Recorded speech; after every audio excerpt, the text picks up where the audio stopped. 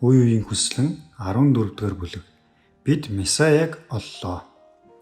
Йордан голыг Израильчууд гатлах үед эзэн усныхын урсгалыг зогсоож байсан газраас холгүй Битабараг хэмээх газар Иохан сургаал номлож баптизм хүртээж байваа. Эндээс холгойхон байсан Ерихогийн цайзыг Тэнгэрийн дайчид устгасан билээ. Иохан баптистийн мэдээ ард олны анхаарлыг түгээх үед дээрх үйл явдлууд хүмүүсийн оюун санаанд сэргэж эхэлжээ. Эрт үрд ийм агуу гайхамшгуудыг бүтээсэн нэгэн одоо Израилийг чөлөөлөхийн тулд өөрийн хүчээ дахин нэг үзүүлэхгүй гэж юу? Йордан голын ирэг дээр өдрөөс өдөрт нэмэгцээр буй хуран цуглах хүмүүсийн зүрх сэтгэл дээрхтэй адил бодолтой болж байваа. Иохны сургаал ард түмэнд нэн хүчтэй сэтгэгдэл төрүүлж Израилийн шашны удирдагчид болгоомжлох болов. Ромын их баригчид бослог гаргахаас болгоомжлон олон хүмүүсийг цуглуулсан уулзалтууд бүрт сэжиглсэн байдлаар ханддаг байлаа. Ард түмнийг бослогод дуудаж болох үс ямар нэгэн нөхцөл байдлаас Юудан удирдагч ч гэсэн айж байв. Иохан Санхедриний эрх мэдлийг үл тоомсорлон тэднээс ажиллаа эхлүүлэх зөвшөөрөл аваагүй ба удирдагчид хийгээд жирийн ардууд Фарисеучуд болон Садукайчуудыг нэгэн адил буруутгаж байв. Гэвч хүмүүс Иохныг дуртаяа дагаж түүний ажилд анхаарал хандуулж буй хүмүүс байн өсөж байсан юм а. Иохан Санхедриныг үл тоомсорлож байсан хэдий ч Санхедрин түүнийг захирч байна гэж үздэг байлаа. Санхедрин тахилчид ба үндэсний тэргүүн удирдагчид үндэсний багш нараас бүрдэнэ. Энэ зөвлөлийг голчлон тэргүүн тахилч толгойлно. Санхедриний гишүүд нь уламжлал ёсоор бол нас тогтсон хүмүүс байх ёстой боловч Юудан шашин түүхийн төдийгүй ерөнхий мэдлэгийн хувьд мөн боловсрсон ус байх ёстой юм а. Тэд бие биелдрийн хувьд ямар ч эмгэг согоггүй эцэг хүн жирийн хүнийг бодох юм бол илүү өөр зөөлөн хүнлэг байх учраас гэр бүлтэй хүн байх ёстой байжээ. Санхедрин Иерусалимийн сүмтэй залгаа байранд хуралддаг байв. Юудад тусгаар тогтносон ус байх үед Санхедрийн үндэсний дээд шүүх байж төр хийгээд сүмийн эрхийг барьдаг байваа. Санхедрин нь одоо хэдийгээр Ромд захирагдаж байгаа боловч Израилийн нийгэм болон шашны амьдралд шийдвэрлэх нөлөө үзүүлсээр байлаа. Санхедрин Иохны үйл ажиллагааг мөрдөн шалгах ажлыг хойш тавьж чадсангүй. Сүмд Захариад өгсөн гэрчлэл хүүгээ Месаягийн ирэлтийг урьдчилан мэдээлэгч байх болно гэж иш үзүүлсэн эцгийнх нь үгийг сонсож байсан хүмүүс амьд сэрүүн байлаа. Сүүлийн 30 жилийн өөрчлөлт ба Өмнө нь тэр өдрүүдийн тухай зөвнөлийг ямар нэг хэмжээгээр бүдгэрүүлсэн ч ард олон Иохны үйлчлэлээр дамжуулан тухайн зөвлөлүүдийг сэргээж эхлэв. Израильд иш үзүүлэгчид гарч ирэлгүй удсан байсан бөгөөд одоо гарч иж байгаа юм шиг нийгмийг өөрчлөлт болж байсангүй. Гэм нүгэлтэд гимжихийг уриалсан дуудлага шинэлэг гайхалтай зүйл мэт санагджээ. Удирдагч нарын олонх нь амьдралынхаа далд нууцуд нь илэрхийлчих вий хэмээн имэж Иохны сургаалууд гимшилд дуулсан дуудлагыг сонсох дургүй байлаа. Гэтэл түүний зааж буй мэдээ бол Месаягийн хүрэлцэн ирэх тухай шууд мэдэгдэл байв. Даниэлийн 77 хоногийн иш үзүүлэлэг бол Месаягийн эрэхтэй холбоотой зөвнөл байсан ба тухайн зөвнөлийн цаг хугацаа дуусгар болж байваа. Хүн бүр үндэсний сэргэлтийн эрен үе эхлэн гэдэгт итгэж олноор энэхүү найдвар хэрэгжихийг хүлээж сув. Олон нийт ийм хүлээлттэй байсан тул Иохны үйлчлэлийг хориглох уу эсвэл зөвшөөрөх үү гэдэг талаар Санхедрин удахгүй хүссэн ч хүсээгүйч шийдвэр гаргах шаардлагатай болох байваа. Санхедриний эрх мэдэл суларч ард түмнийг удирдах нөлөөгөө яаж хадгалж үлдэх вэ гэсэн асуудал тэднийг зовоож байв. Тэд ямар нэгэн дүгнэлтэнд хүрнэ хэмээн найдаж Санхедрин шинэ багштай хэлцэл хийлэхээр Йордан руу тахилчид болон Левчүүдээс бүрдсэн төлөөлөгчдийг илгээв. Илч төлөөлөгчид Йордан гол дээр очиход Иохан олон түмний өмнө сургаалаа ид айлдаж байжээ. Хүмүүс олноор цугларсан байв.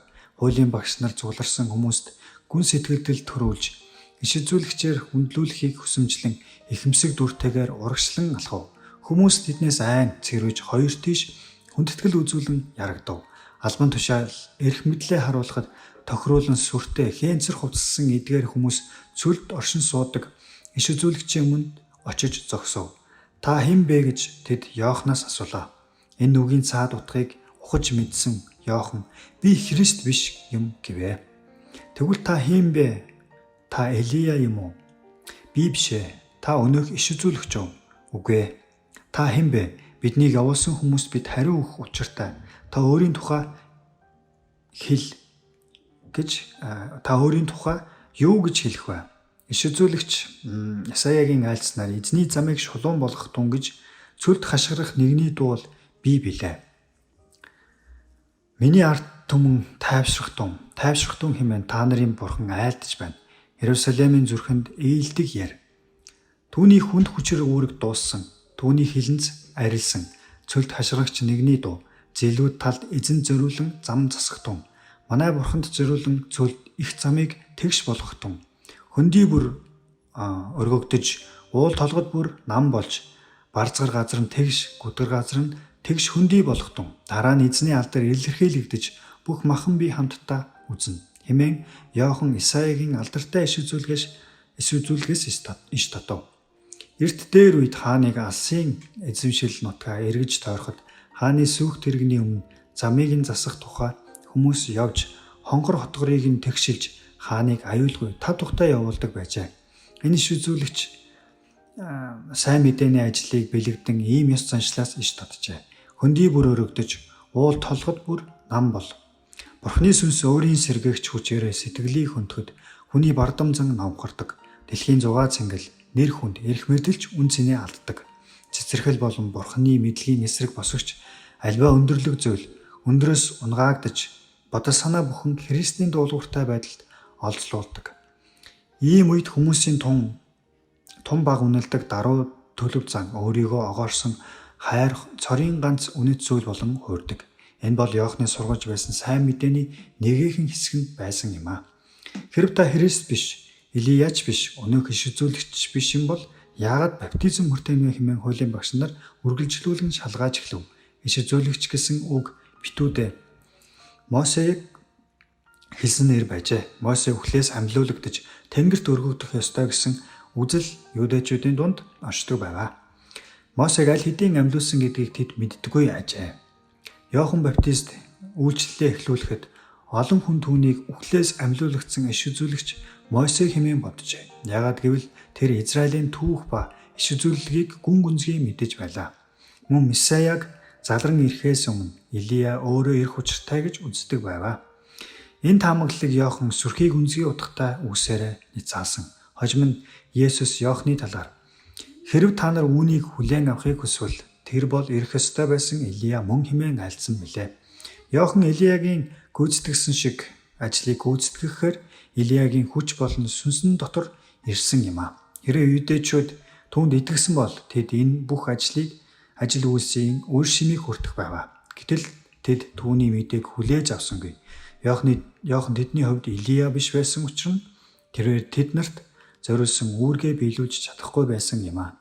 Йорданд цугларсны олонх нь Есүсийг баптизм хүртэх үед байлцжээ. Харин тэгэхэд өгөгдсөн тэмдгийг хүн бүр мэдэрч харж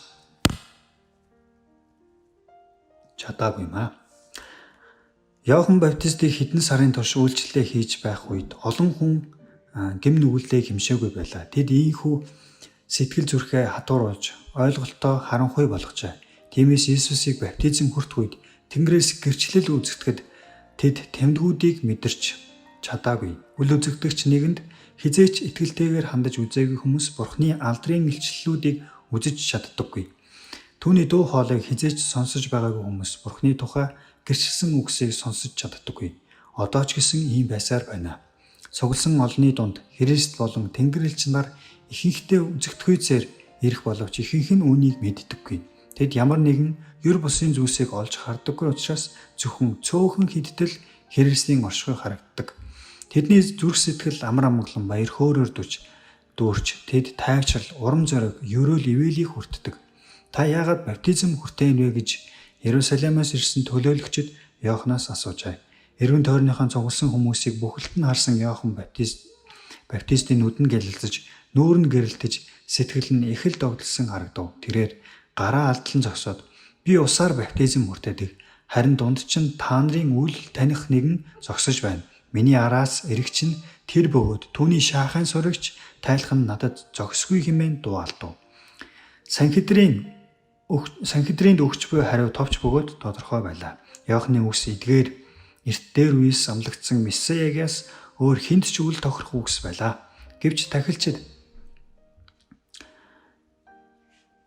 Месиа тэдний дунд байв. Иохны яриад байгаа тэр нэгнийг олж харах гэж тахилчид болон удирдагчид ийш тийш гайхан харцгаалаа. Гэтэл тэрээр хурсан олны дунд танигдсангүй. Есүсийг баптизм хүртэж байх үед Иохны Бурхны хураг болох түүн рүү заахад Месиагийн ажил үүрэг шин гэрэл өгөгдөв. Иш үзүүлэгч тэр алагдахаар хөдлөгдөх хураг шиг авчрагдсан гэсэн Исаигийн үгсийг санав. Ийхүү дараачийн 7 хоногуудын туршид Иохан тахилын өргөлийн талаарх сургаал хийгээд иш үзүүлгийг улам бүр сонирхон судалжээ.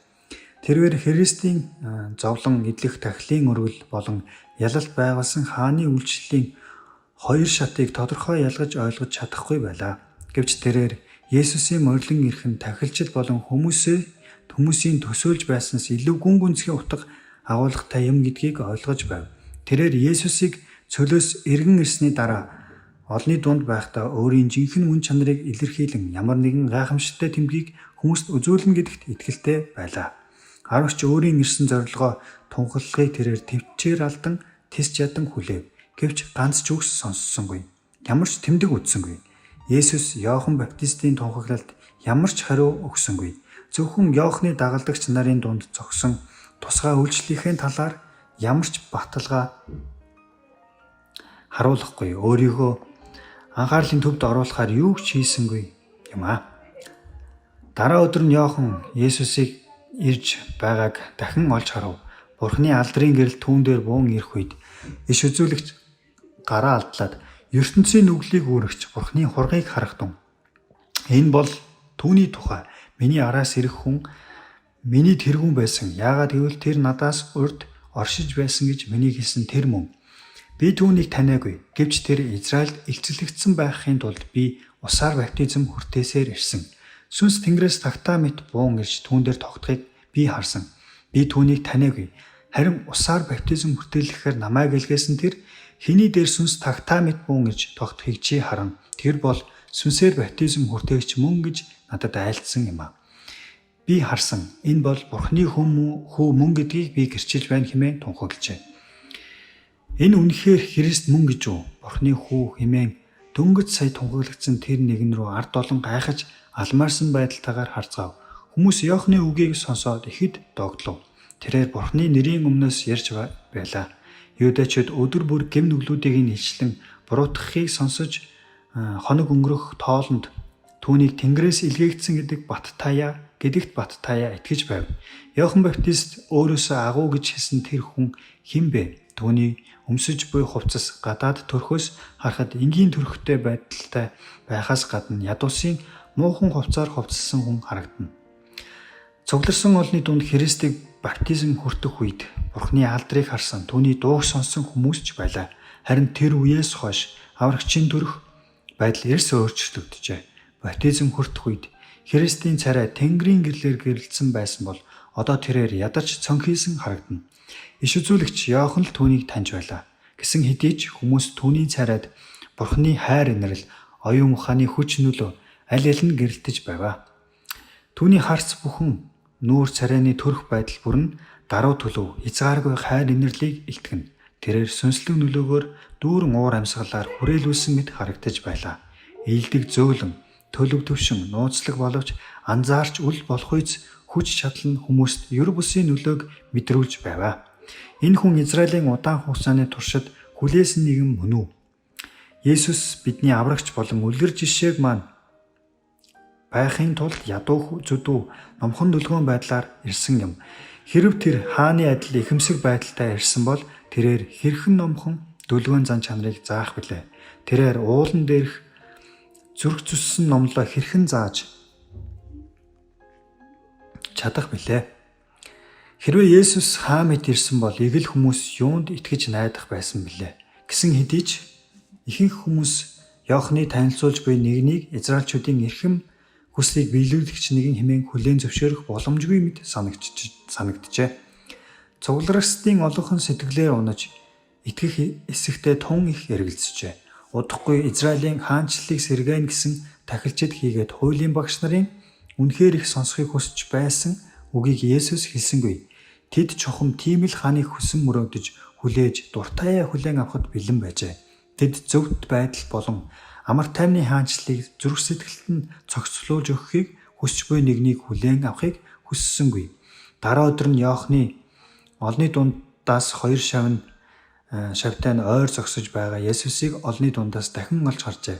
Иш үзүүлэгчийн царай үл үзэгдэгч нэгний алдраар гэж Бурхны хургийг харах тун хэмээн дуу алдав. Эдгээр үгс шав нарын сэтгэлийг хөлгсөн боловч тэд хэлсэн үгсийн утгыг сайтар ухаж ойлгосонгүй. Иохны Бурхны хураг гэж нэрлсэн нэр ямар утга илэрхийлнэ вэ? Иохан тэд нарт ямар ч тайлбар хийж өгөөгүй. Иохны шавнар нь Иохнаас салж Есүсийг ирэхээр яв. Тэдгээр 2 шавнарын нэг нь Симоны ах Андрей, нөгөө нэг нь сайн мэдээ түгээгч Иохан байваа. Тэд бол Христийн анхны шавнар ажээ. Тэд эсэргүүцхийн аргагүй нөлөөнд автагдсан Есүсийг дагаж түүнтэй ярилцахын хүслэн болсон боловч энэ хүн чинь Месиа мөн гэж үг гэсэн бодолтой автан хэлэх үгээ олохгүй гайхширч дуугарч чадахгүй байлаа. Иохны дагалдагчид араас нь дагаж явааг Есүс мэдэж байсан. Тэд бол түүний үйлчлэлийн анхны үр жимс байлаа. Түүний уучлал нэгүсэл сэтгэлд нь хүрсэн учраас бурханлаг багшийн зүрх баяр хөөрөөр бэлхав. Тэгэд эргэж хараад та нар юу ирнэ вэ гэж л асуув. Дуугүй буцан явах эсвэл хүсэл зорилгоо хуваалцах хоёрын нэгийг сонгох боломжийг Есүс тэдэнд олгов. Тэд нарт Есүсийг дагах ганцхан зорилго л бодогджээ. Зөвхөн тэр л тэдний санаа бодлыг эзэмдсэн байв. Тэд "Раби, та хаанд бодлож байна вэ?" гэж асуужээ. Зам зуурын товчхон ярилцлагаас тэр хоёр хүссэн зүйлсээ сонсож чадсангүй. Тэд Есүстэй нүүр тулан учирч өлмөд нь сөгдөн сууж үгийг сонсхийг л хүсэж явлаа. Есүс тэдэнд "Ирээд та нар өөрсдийн нүдээр хар" гэж айлцсан. Тэд түүний буудалж байгаа газарт очиж тэр өдөртөө түүнтэй хамт буудлав. Хэрвээ Иохан Андрей хоёр тахилчид хийгээд удирдагч нарын адил итгэлгүй хандсан бол Есүсийн хөл цөхрөн суугаад түүнээс суралцах бодол толгойд нь орохгүй байхсан бизээ.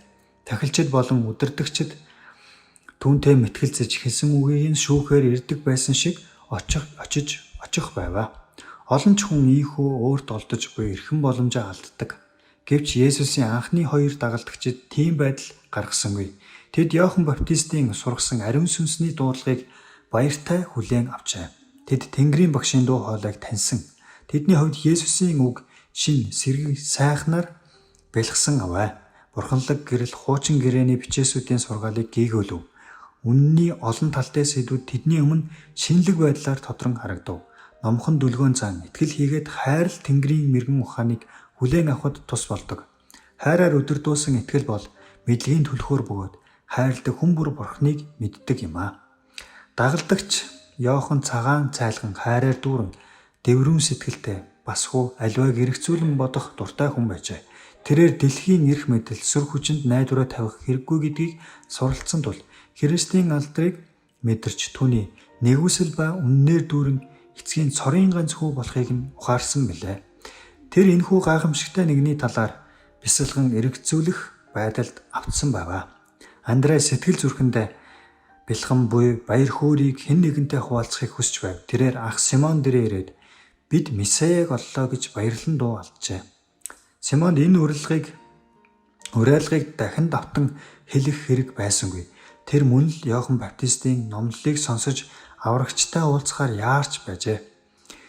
Христ түүнийг ажиглан хараад зан чанар болон амьдралынхын түүхийг уншиж мэдэв.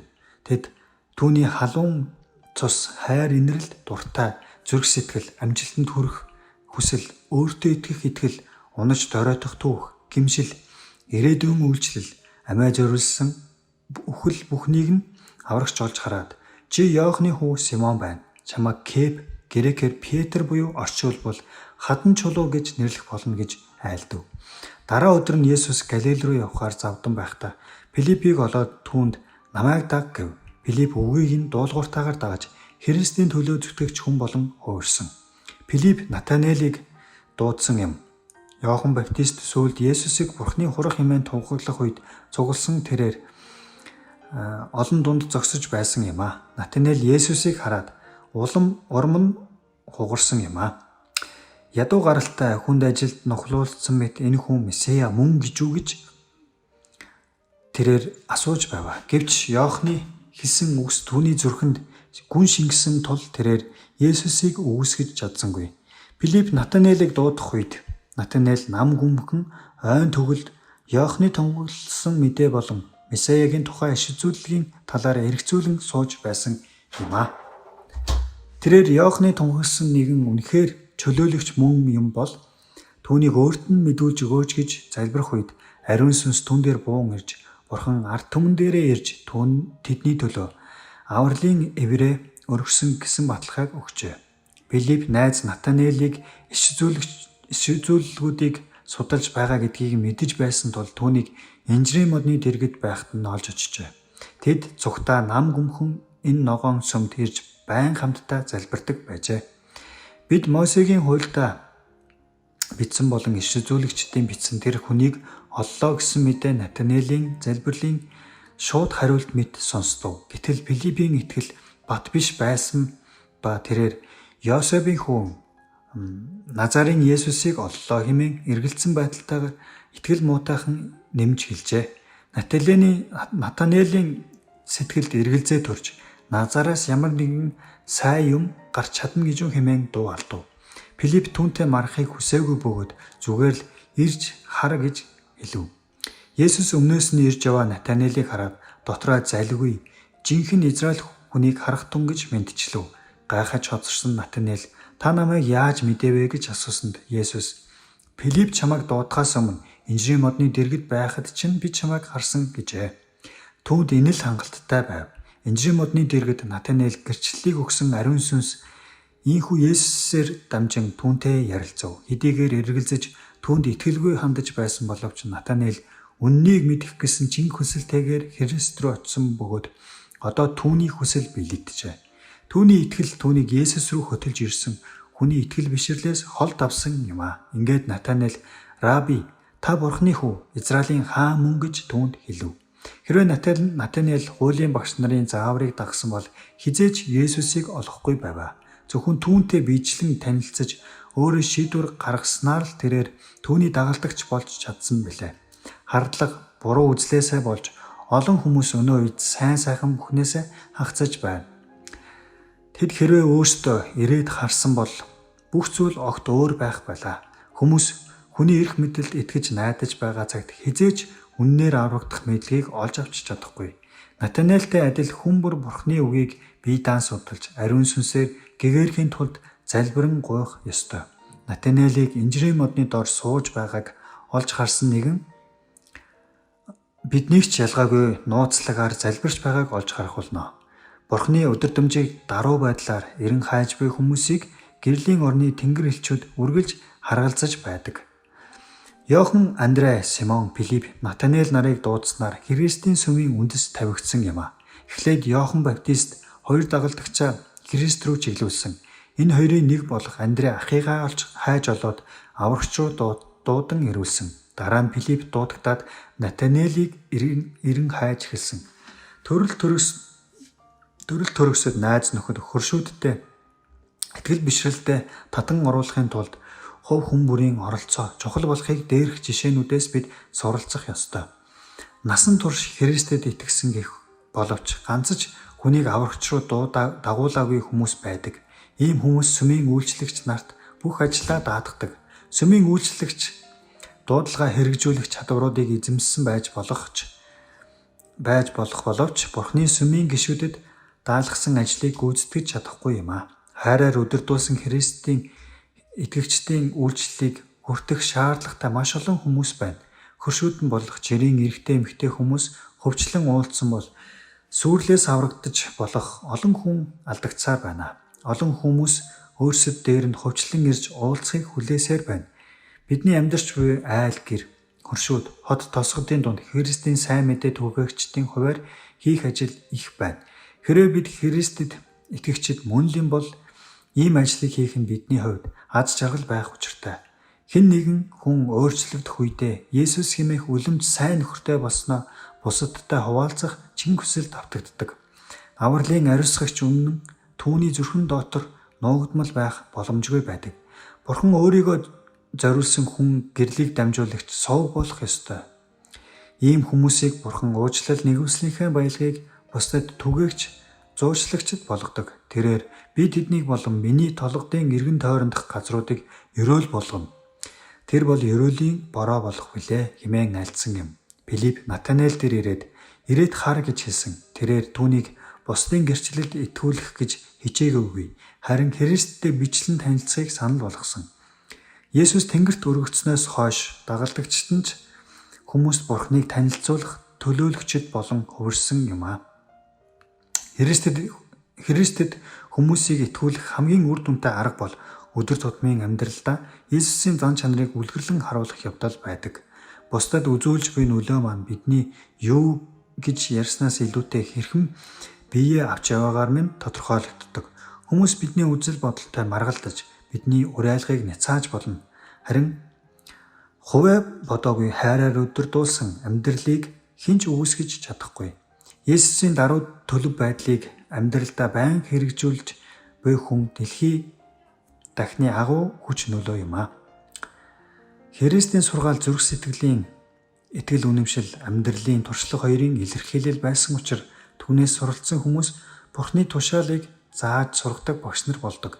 Эзний сургаалаар ариуссан нэгэн тухайн сургаалаа зааж сургах үедээ сонсогчдын анхаарлыг татах амьдрал бэлгэлэгч хүчийг эзэмссэн байдаг бөгөөд сонсогч хүмүүст бодит үнэнд итгэж үнэмшдэг. Үннийг хайрлсан учраас хүлээн зөвшөөрсөн хүн үннийг арга барил дуу хоолойныхоо өнгөөр харуулах болно. Тэрээр амийн үгийг сонссон, харсан, ашигласан хэмжээгээр бусдад танилцуулж өгөх ба үннийг мэдсэн хүн Христийн талаарх мэдлэгийг өгөх байдлаар бусдад нөхөрлөдөг. Христэд итгэгчдийн амаараа хэлж буй гэрчлэл нь дахлын ширээний асаж буй нүүрсээр идэвхжин хүмүүсийн зүрх сэтгэлд үннийг мэдүүлж зам чанарыг ариусгадаг. Бусдад гэрэл гэгээ түгээхийг ирэмэлзэгч хүмүүс өөрсдөө ивээгдэх болоо. Тэнд ивэлийн хур бороо орж Бурхны бусдыг тэнхрүүлэгч өөрөө тэнхрэх болно. Бурхан бидний туслалцаагүйгээр зорилгоо биелүүлж чадах байсан. Гэвч тэрээр бид нарт Христтэй адил зан чанарыг төлөвшүүлэхийн тулд түүний ажлыг гүйцэтгэхэд заавалжгүй оролцуулахыг хүссэн. Есүсийн тахилын өргөлөөр дамжуулан хүмүүст авралыг өгөх баяр хөөргийг эдлэхийн тулд бид авралын ажил үйлсэд оролцох ёстой. Натанаэлийн анхны итгэл бишрлээ хүлээн зөвшөөрсөн байдал Есүсийн чихэнд бүрэн дүүрэн үнэнч чин сэтгэлийн агширлантай сайхан дуу мэт сонсогджээ. Тиймээс Есүс чамайг инжирийн модны дэргэд байхыг чинь харсан гэж би чамд хэлсэн тул чи итгэж байна уу? Чи үүнээс илүү агуу зүйлийг үзэх болно гэж хэлжээ. Аврагч ирээдүйн даруй төлөв хүмүүст сайн мэдээд түгэж зүрх сэтгэлээрээ шаналгахстыг илаашруулж сатааны иргэшээлд автагсдыг чөлөөлөх ажил үйлсээ урдчлан хараад баяр хөөрт автав. Есүс хүмүүст өгөх үнэтэй ивэлүүдэд төсөөлөн бодоод үннээр би танарт хэлье.